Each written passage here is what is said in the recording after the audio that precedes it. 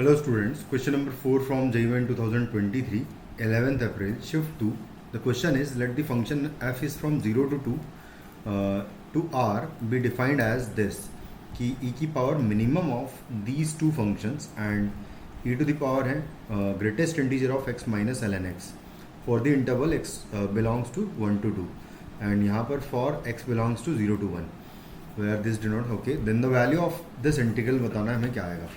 तो हमें basically function को डिफाइन ही करना है। तो देखो डिफाइन करने के लिए हम क्या करेंगे, ऐसा करेंगे कि जो एफ एक्स फंक्शन है अगर 0 से 1x की वैल्यू है तो यहाँ पर सिंपली x लिखा हुआ है क्योंकि ग्रेटेस्ट इंटीजर ऑफ x जो है वो 0 हो जाएगा अगर इनपुट्स उसमें 0 से 1 होंगे। तो यहाँ पर सिंपली x लिखा हुआ है, इसका मतलब 0 से 1 में, और 0 से 1 में एक्स स्क्वायर और x में एक्स स्क्वायर एक मिनिमम फंक्शन होता है, मतलब नीचे आता है 0 से 1 के बीच में। 1 से बड़ी क्वांटिटी के लिए एक्स स्क्वायर बड़ा होता है लेकिन 0 से 1 में एक्स स्क्वायर छोटा होता है, तो इसका मतलब एक्स स्क्वायर मिनिमम होगा। तो यहाँ पर आ जाएगा ई की power X square for X belongs to 0 to 1।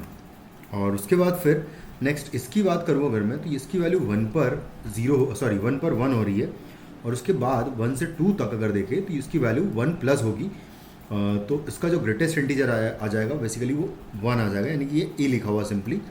तो ई है 1 से लेकर 2 तक। और अगर ये फंक्शन आ गया है तो बस इसकी वैल्यू हमें निकालनी है। तो इसकी वैल्यू यानी कि 0 से लेकर 2 x into F x D x का वैल्यू, तो 0 से 1 के बीच में अगर देखें तो जो फंक्शन होगा वो हो जाएगा ई की power X square D x, और प्लस 1 से लेकर 2 तक अगर देखें तो 1 से लेकर 2 तक में आ जाएगा सिंपली ई आ जाएगा एफ एक्स की प्लेस पर, क्योंकि ऐसे ही हमने फंक्शन को डिफाइन किया है। बस अब इनकी वैल्यू निकालना है। इस को सॉल्व करने के लिए एक्स स्क्वायर को हम लोग टी पुट कर देंगे, तो 2x dx का वैल्यू dt हो जाएगा, यानी कि x dx जो ऊपर लिखा हुआ है इसका वैल्यू हो जाएगा dt अपॉन 2। तो यहाँ से आ जाएगा 1/2 तो बाहर लिख देता हूँ, dt भी आ जाएगा इन x dx की प्लेस पर, और यहाँ पर आ जाएगा e की पावर t। और उसके बाद फिर हम लिमिट्स भी चेंज कर लेंगे। तो जब मैं 0 पुट करूँगा x की प्लेस पर तो t की लोअर लिमिट 0 मिलेगी और 1 पर 1 मिल जाएगा, तो कुछ इस तरीके से आ जाएगा। और प्लस सेकंड वाला इंटीग्रेशन तो बहुत आसान है, e एक कांस्टेंट है वो तो बाहर चला जाएगा, और x का इंटीग्रेशन एक्स स्क्वायर अपॉन 2 हो जाएगा, जिसमें हम लोग लिमिट्स पुट कर देंगे 1 से लेकर 2 तक। तो यहाँ से आ जाएगा 1/2 और e की पावर t का e की पावर t इंटीग्रेशन होगा, और उसमें लिमिट्स हम लोग 0 से 1 पुट करेंगे। उसके बाद फिर आएगा e अपॉन 2, तो यहाँ पर आएगा, ये 2 भी आएगा साथ में। फिर है एक्स स्क्वायर में लिमिट पुट करूँगा तो 2 का स्क्वायर हो जाएगा 4 माइनस 1 का स्क्वायर होगा 1।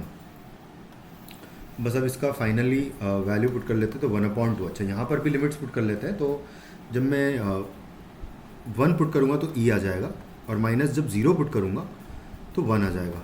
e की t की प्लेस पर जब 0 पुट करेंगे तो e की पावर 0 यानी 1 हो जाएगा वो। प्लस यहाँ पर है e/2, बल्कि 3e/2 लिख लेते हैं इसको।